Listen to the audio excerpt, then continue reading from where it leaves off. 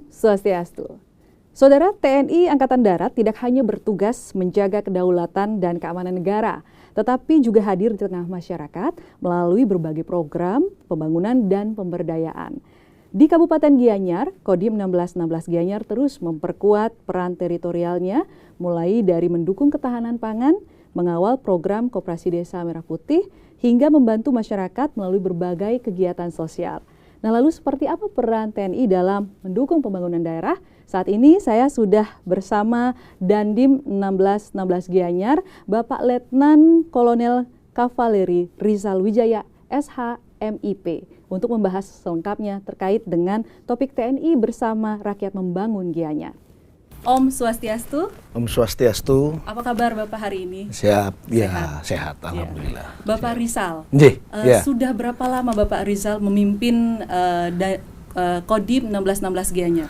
Ya, Mbak Sinta, saya menjabat sebagai Dandim mulai dari Juni 2025 sehingga sudah kurang lebih 1 tahun. Sudah kurang lebih 1 tahun ya Bapak ya? Jadi kita mengawali ini kenalan dulu begitu ya, berarti baru 1 tahun di Gianyar. Lalu selama 1 tahun memimpin Kodim 1616 Gianyar, apa prinsip utama yang Bapak bangun dalam menjalankan tugas kewilayahan ini?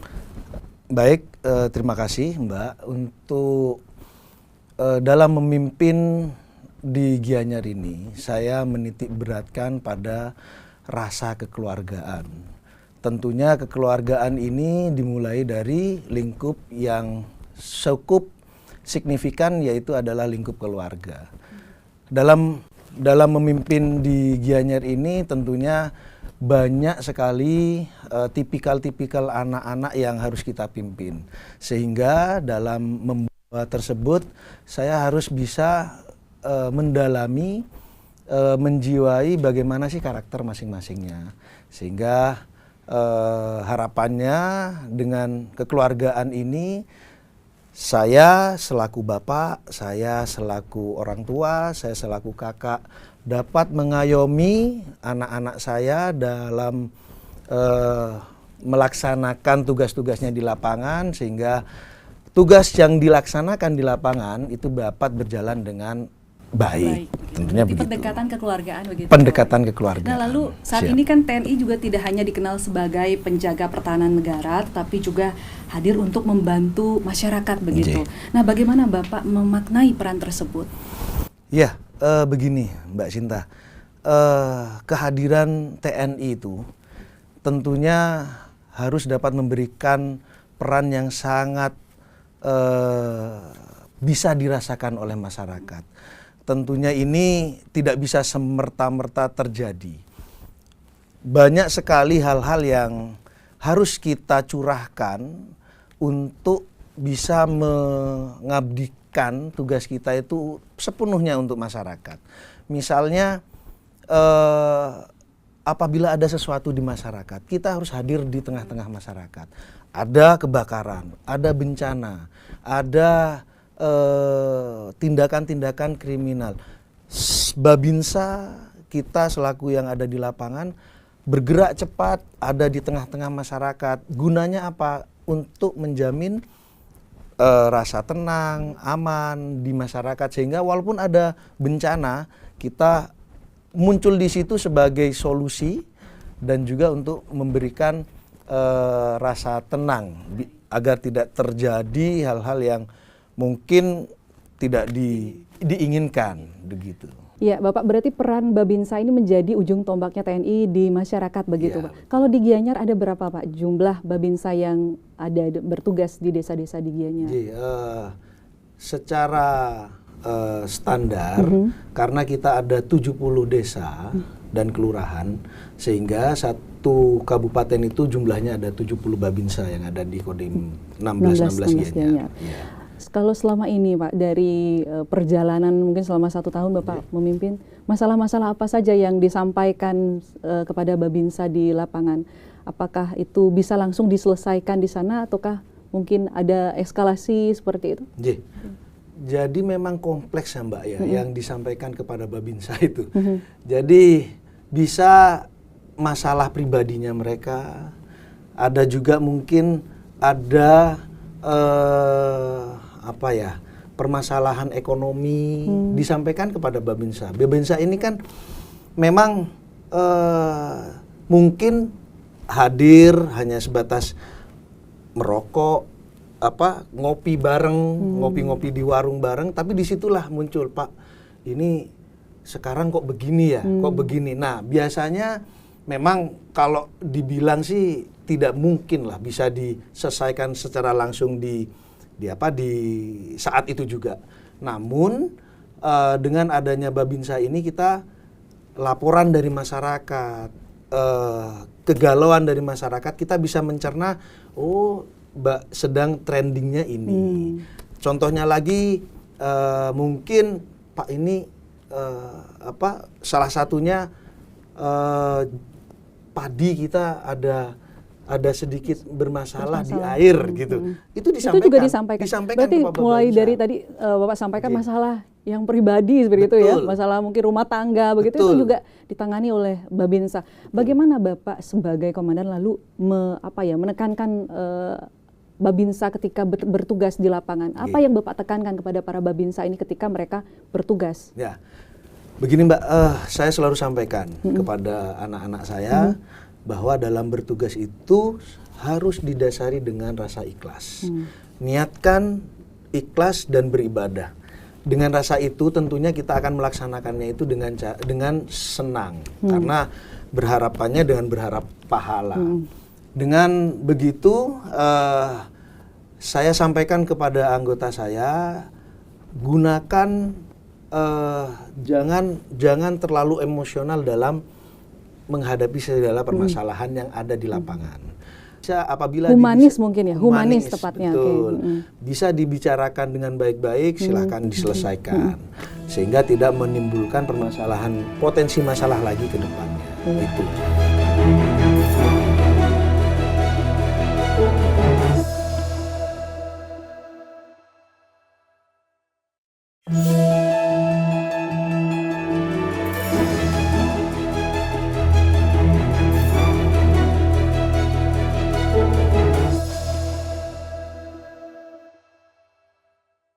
Nah, Bapak, kalau kita melihat nih, Kabupaten Gianyar ini kan memiliki karakter wilayah yang beragam, mulai dari kawasan pertanian, perkotaan, hingga pariwisata. Apa sih yang menjadi tantangan dalam menjaga keamanan di wilayah Gianyar ini? Menurut saya yang paling urgent ya, karena memang Gianyar ini identik dengan pariwisata. Betul. Banyak sekali wisatawan mancanegara yang hadir, terutama di wilayah yang memang sudah sangat terkenal, yaitu ya misalnya di Ubud ini, di Ubud. Dan disitulah memang letak kita memang harus banyak bersabar, karena memang culture-nya orang wisatawan dengan kita kan memang berbeda. Nah, apabila ada sedikit mungkin kendala-kendala sedikit, nah ini yang harus saya sering-sering tekankan ke anak-anak untuk selalu bersabar, karena memang budayanya berbeda. Berarti itu yang menjadi tantangannya Pak ketika berada pada wilayah yang juga merupakan wilayah pariwisata dengan berbagai karakter wisatawan asing yang ada di sana. Jadi perbedaan karakter itu mungkin akan menjadi tantangan dalam penanganan begitu ya Pak ya. Nah kemudian, saya juga mendapatkan informasi bahwa menjelang peringatan HUT kemerdekaan RI, Kodim juga terlibat dalam pembinaan Paskibraka begitu ya Pak ya. Mengapa pembinaan karakter dan juga wawasan kebangsaan bagi generasi muda ini penting gitu? Iya Mbak, karena ini memang menjadi urgensi saya untuk saya selalu menekankan tentang wawasan kebangsaan, terutama kepada generasi-generasi muda, di mana kita lihat maraknya teknologi digital. Mungkin digital yang sudah sangat tidak bisa dibendung lagi. Kita sangat menekankan untuk wawasan kebangsaan itu dalam berperilaku, Jadi begini, sebelum kita sudah melaksanakan seleksi Paskibraka ini, sudah beberapa bulan yang lalu, mulai dari kita melaksanakan lomba-lomba PBB, anak yang berpotensi menjadi paskib kita rekrut, kita laksanakan pelatihan. Dengan adanya anak-anak paskib ini, tentunya ini menjadi representasi dari masing-masing sekolah yang nantinya, Mbak, dengan diajarkannya wawasan kebangsaan ini, mereka menjadi wakil-wakil kita untuk disebarkan lagi kepada kawan-kawannya di sekolah. Agar bisa mengetuk tularkan begitu ya wawasan-wawasan kebangsaan kepada mungkin teman-temannya begitu ya. Ketika mereka sudah kembali ke sekolahnya begitu ya Pak ya. Jadi itulah mengapa pentingnya terkait dengan karakter dan wawasan kebangsaan bagi generasi muda itu. Nah, selain juga tadi terkait dengan pembinaan wawasan kebangsaan bagi generasi muda, Kodim 16 Gianyar ini juga ikut mendorong program-program pemerintah pusat begitu ya Pak ya. Seperti program Koperasi Desa dan Kelurahan Merah Putih.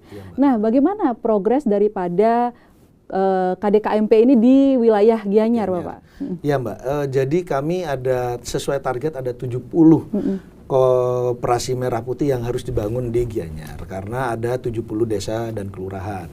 Namun sampai dengan detik ini kami sudah membangun dan proses membangun sebanyak 14 titik yang sudah kami bangun. Dan dari 14 itu ada 5 titik yang sudah siap dioperasionalkan 100% dan target, Mbak, bulan depan kami targetkan semuanya 14 itu bisa 100% terselesaikan. Ini 100% beroperasi begitu? Operasi, betul. Di mana untuk perkembangannya, Mbak, ini sudah mulai ada perlengkapan yang didatangkan dari Jawa, dari Jakarta. Misalnya kemarin sudah datang truk 2 buah yang nantinya memang untuk dioperasionalkan di Koperasi Merah Putih. 2 truk, terus lagi gerai-gerainya yang sudah ada rak-raknya sudah dalam proses untuk pengisian, termasuk nantinya rencana kami adalah bulan Juli itu semuanya sudah bisa dioperasionalkan. Bapak, mengapa TNI ini perlu mengawal dari program ekonomi kerakyatan KDKMP ini? Mengapa?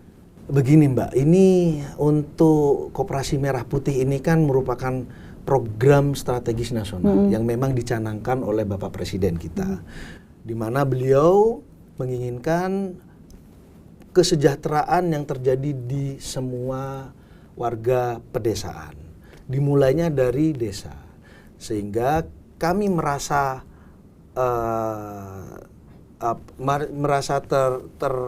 wajib untuk mengawal ini semua untuk karena memang untuk mensukseskan program ini. Nah, disinilah kami merasa bahwa program ini sangat bermanfaat bagi desa karena nanti perputaran ekonomi keuangannya akan ada di desa itu sendiri.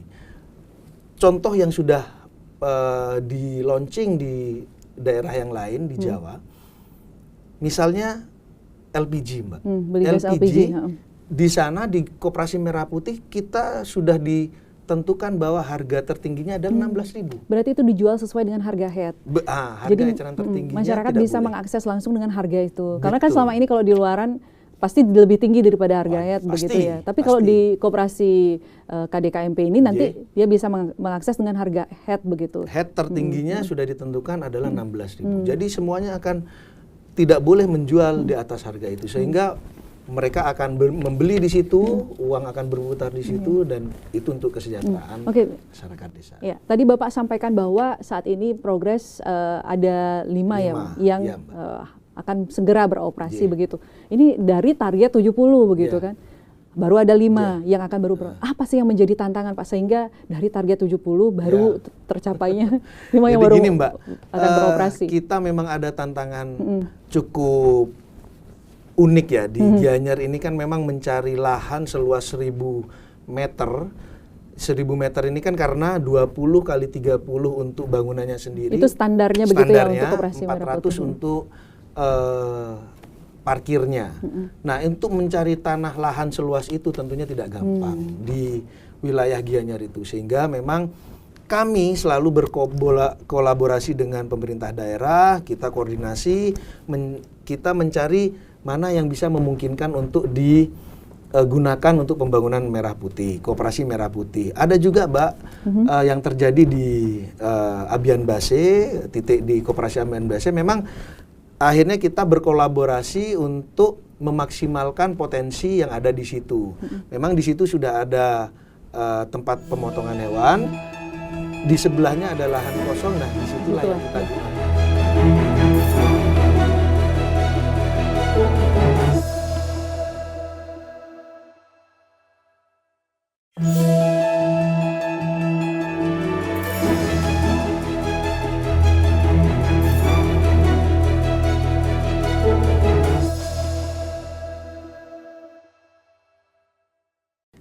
Kita mencoba untuk membangun, menanam bibit benih, bibit padi yang secara organik.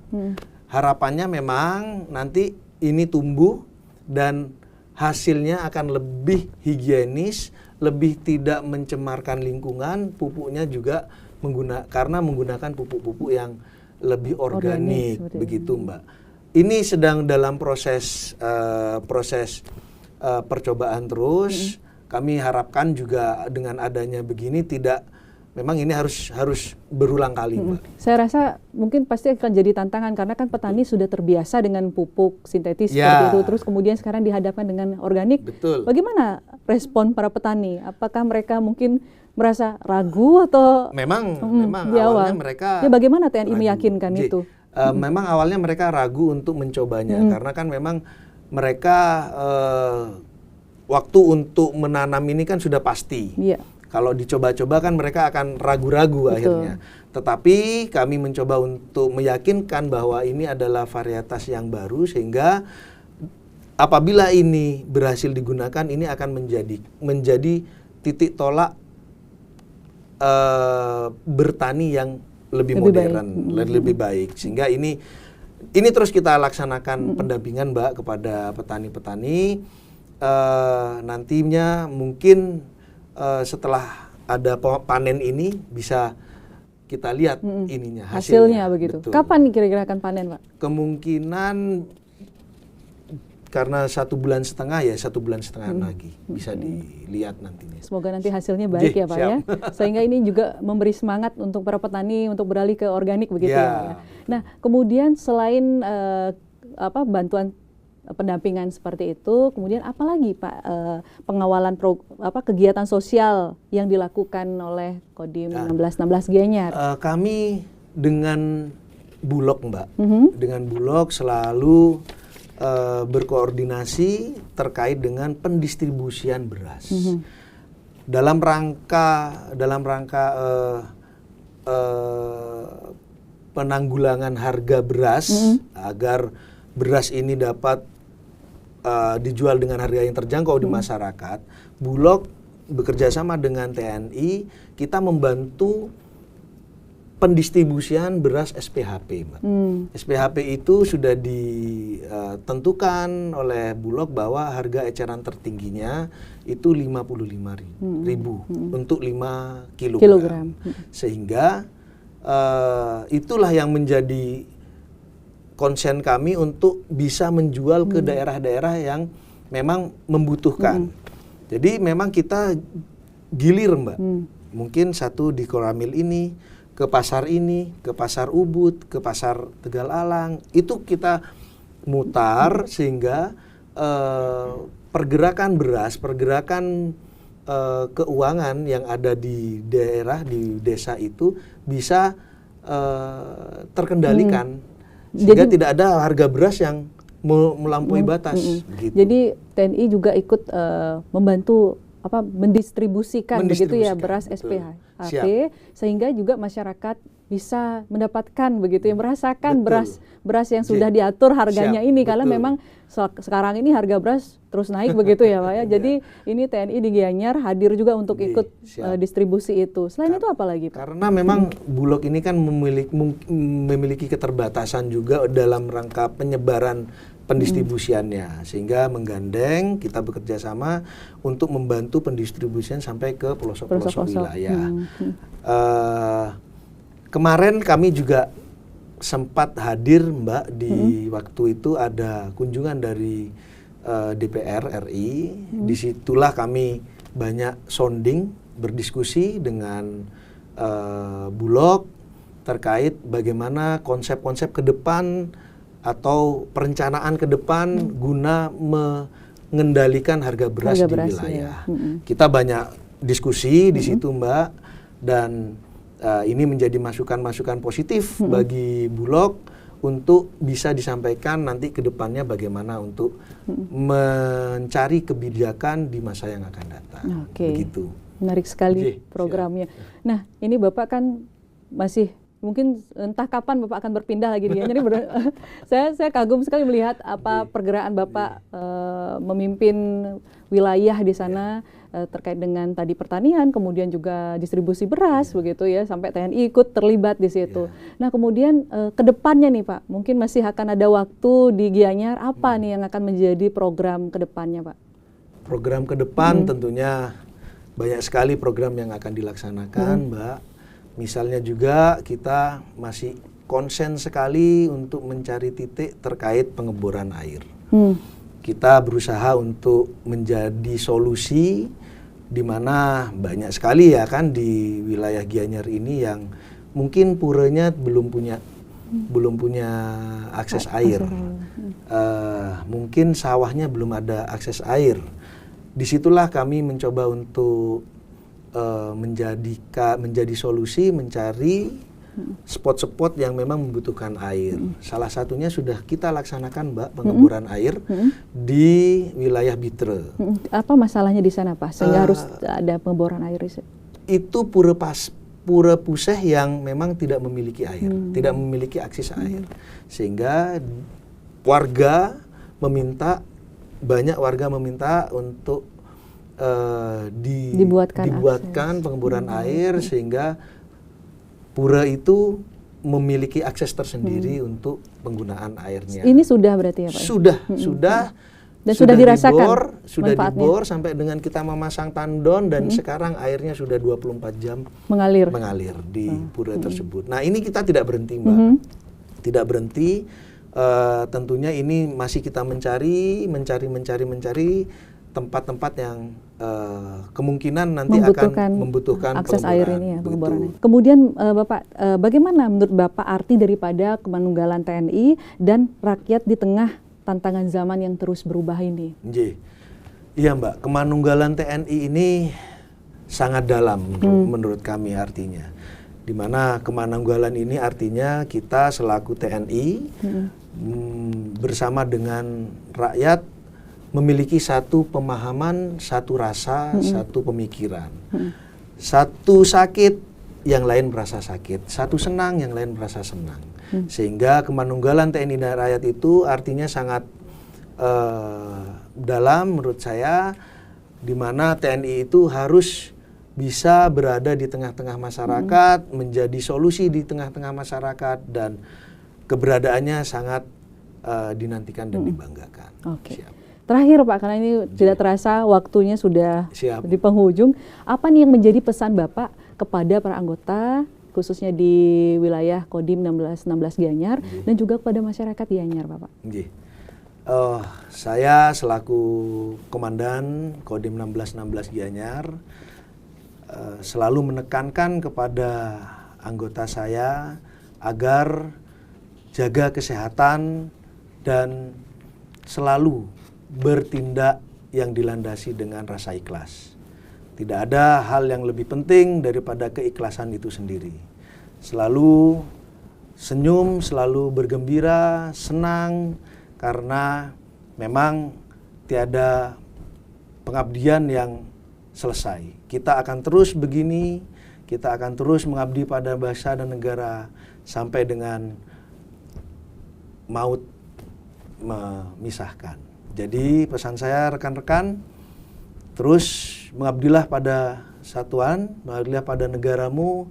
Jangan tanyakan apa yang negara berikan kepadamu, tetapi tanyakan apa yang sudah kamu berikan kepada bangsa dan negaramu. Baik, terima kasih Pak Rizal. Tadi sama masyarakatnya sudah ya Pak ya? Baik. Nah, ini karena sudah penghujung acara. Terima kasih banyak atas kehadirannya di sini. Memang bahwa kehadiran TNI di tengah masyarakat ini bukan hanya untuk menjaga stabilitas dan keamanan, tetapi juga untuk menjadi bagian daripada solusi dalam mendukung pembangunan, ketahanan pangan, dan juga kesejahteraan rakyat. Tadi kita sudah banyak mendengar dari Pak Rizal, jadi apa saja yang sudah dilakukan oleh Kodim 1616 Gianyar. Terima kasih sekali lagi atas kehadirannya Bapak Rizal. Sampai jumpa lagi di pertemuan berikutnya, begitu ya Pak. Ya saudara, terima kasih Bapak. Ya saudara, tidak terasa waktu sudah di penghujung acara. Demikian tadi perbincangan saya dengan Bapak Dandim, Bapak Rizal, terkait dengan apa saja yang sudah dilakukan TNI di bawah Kodim 1616 Gianyar. Saya tutup dengan Parama Santi. Sampai jumpa di program Sapa Bali berikutnya. Om Santi Santi, Santi Om.